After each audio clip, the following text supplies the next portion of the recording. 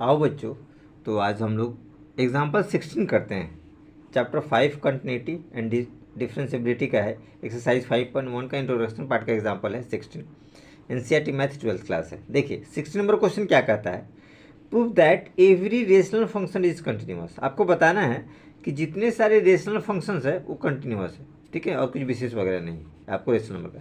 तो थोड़ा सा हम लोग अलजेब्रा ऑफ कंटिन्यूअस फंक्शन की तरफ थोड़ा सा बढ़ते हैं, तो आपको थोड़ा सा समझ में आएगा। उसमें कुछ हम लोगों ने रूल वगैरह बताया था, ठीक है ना। तो इस रूल का हम लोग को थोड़ा सा जानकारी रखना है। देखिए तो रूल हमने क्या बताया था, ये 2 रूल था, ये 4 रूल दे रखे थे। देखिए अगर कोई 2 फंक्शन कंटिन्यूअस है तो एडिशन का रूल, सब्सट्रैक्शन का रूल, मल्टीप्लिकेशन का और डिवीज़न का, तो हम लोग इसी का इस्तेमाल आपको करेंगे डिवीज़न फॉर्मेट में, ठीक है। ये कंटिन्यूअस होगा x इक्वल टू सी के लिए, लेकिन gx नॉट इक्वल टू 0 होगा, क्योंकि ये 0 नहीं होना चाहिए। अगर ये 0 होगा तो नॉट डिफाइन हो जाएगा, ठीक है।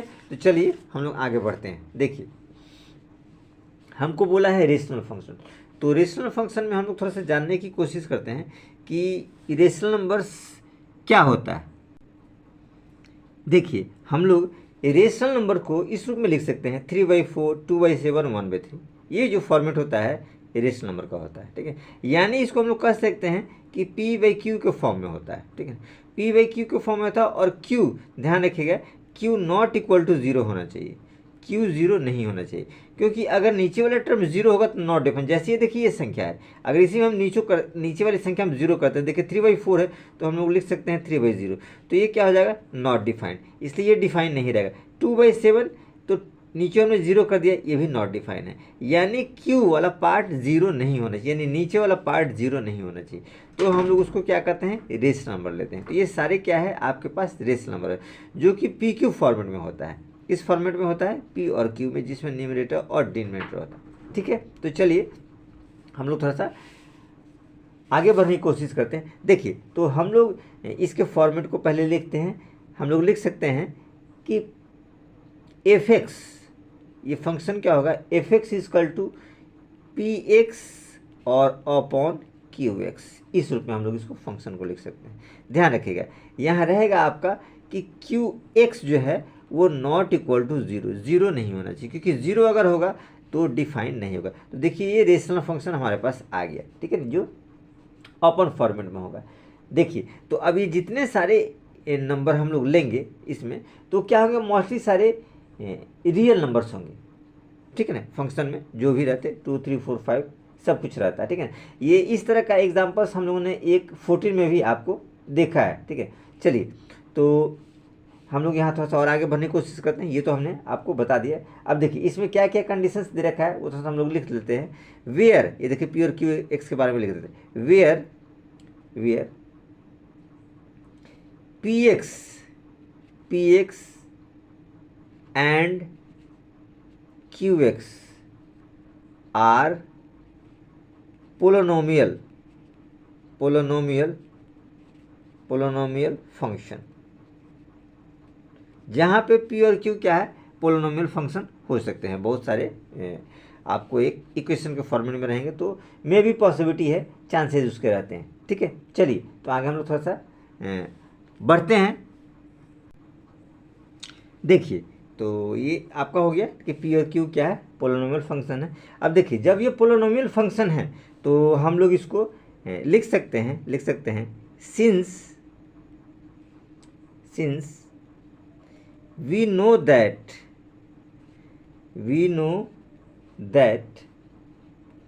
polynomial function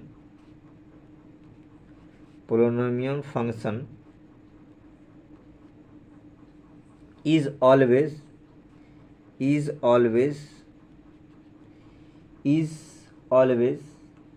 continuous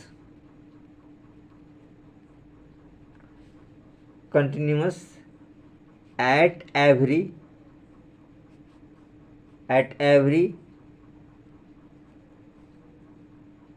points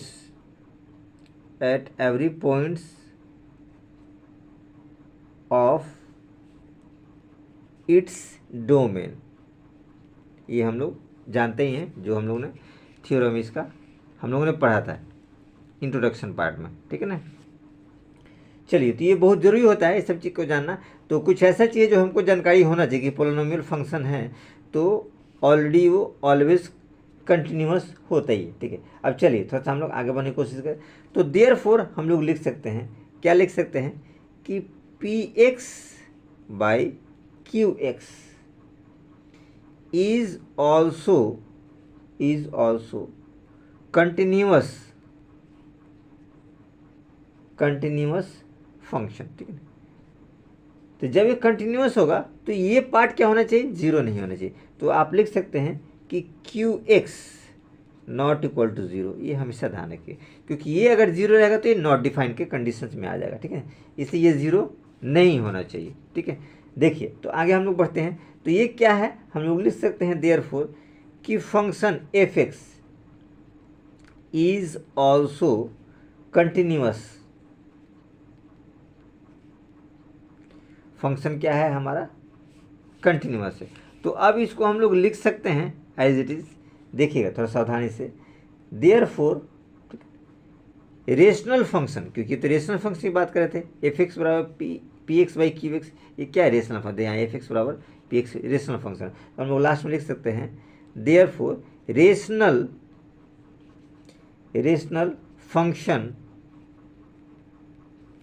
function F x is continuous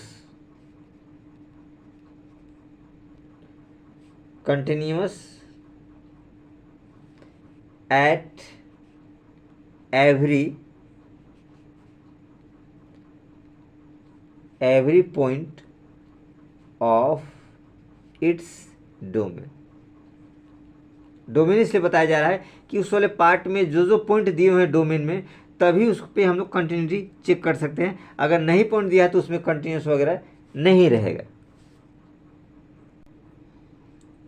आइए तो हम लोग देखते हैं नेक्स्ट एग्जाम्पल। ये एग्जाम्पल नंबर 17 है। देखिए क्या कहता है, discuss the continuity of sine function. Sine function का कंटिन्यूटी हम लोग को चेक करना है, ठीक है। चलिए तो हम लोग चलते हैं साइन फंक्शन की तरफ। देखिए F X is equal to sine X. थोड़ा सा बेसिक चीज़ हम लोग थोड़ा सा जानने की कोशिश करते हैं। देखिए साइन के कुछ वैल्यू पे हम लोग जानते हैं। जैसे देखिए साइन का वैल्यू क्या होता है, साइन के टेबल से हम लोग जानते हैं साइन 0 0 होता है, साइन 30 1/2 होता है, साइन 45 1/√2 होता है, साइन 60 √3/2 होता है, साइन 90 1 होता है, ठीक है। ये उसके वैल्यूज़ होते हैं, किसके, साइन के, ठीक है ना। यानी साइन थीटा के आपके पास ये वैल्यू होते हैं साइन के, ठीक है, सारे पे। तो आपने यहाँ पे देखा क्या कि इसके वैल्यूज़ क्या है कि सारे रियल नंबर्स हैं, ठीक है। यानी नंबर लाइन पे इसको हम लोग बता सकते हैं, ठीक है। तो ये अपने साइन में देखा है, यानी कि हम लोग रियल नंबर्स इसमें लेट करेंगे तो हमारा काम बेहतर होगा, क्योंकि वो सारे नंबर वही शो कर रहे हैं। चलिए तो हम लोग आगे बढ़ते हैं। हम लोग लिख सकते हैं इसको, let C be a real number, ठीक है। सी कोई रियल नंबर हम लेट कर लेंगे, ठीक है। अब देखिए तो हम आपको पता ही है कि फिर क्या करेंगे, हम लोग लिमिटिंग वैल्यू लेकर के या उसका फंक्शन की वैल्यू लेकर के बराबर करते हैं, तो कंटिन्यूटी हम लोग चेक कर लेते हैं। कंटिन्यूटी का ये हिसाब किताब होता है, ठीक है। और ये चूंकि ये सिंगल फंक्शन है, ठीक है, तो F X is equal to sine X single value function है, इसलिए कोई जरूरी नहीं कि आपको LHL RHL निकालिए, दोनों लेफ्ट हैंड लिमिट और राइट हैंड लिमिट निकालिए, आप डायरेक्ट इसको दिखा सकते हैं, ठीक है। तो चलिए हम लोग आगे बढ़ते हैं। तो देखिए हम लोग क्या लिखेंगे, लिमिट एफ एक्स, आपके पास फंक्शन क्या है, एफ एक्स है, साइन एक्स, ठीक है ना। और ये हो जाएगा आपके पास एक्स टेंस टू सी, क्योंकि हमने सी रियल नंबर लेट किया है। देखिए ये रिजल्ट क्या आएगा, लिमिट एफ एक्स क्या है, आपके पास साइन एक्स है, यानी कि साइन एक्स, और ये एक्स टेंस टू सी आएगा आपके पास, ठीक है। तो ये हमारे पास क्या रिजल्ट आएगा, ये आ जाएगा साइन सी, क्योंकि एक्स की जगह सी कंसीडर कर लेगा, तो ये रिजल्ट आया, ठीक है। अब आगे हम लोग बढ़ते हैं। At x is equal to c, x is equal to c पे उसकी फंक्शन वैल्यू लेते हैं, एफ एक्स इजकल टू क्या है, साइन एक्स, ठीक है। तो अगर हम एफ सी की बात करते हैं तो एफ सी क्या हो जाएगा, साइन सी। अब यहाँ देखिए साइन सी यहाँ भी है और साइन सी यहाँ भी है, ठीक है। यानी कि दोनों का वैल्यू क्या कर रहा है, आपका मैच कर रहा है, यानी कि इक्वल आपको वैल्यू दे रहा है। तो हम लोग यहाँ पे एज इट इज़ लिख सकते हैं।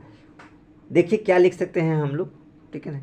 हम लोग यहाँ पे लिखेंगे लिमिट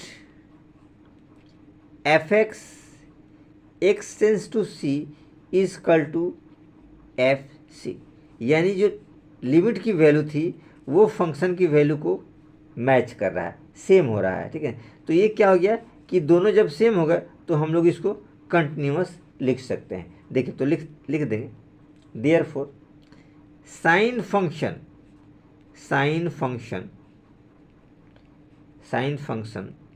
इज ऑलवेज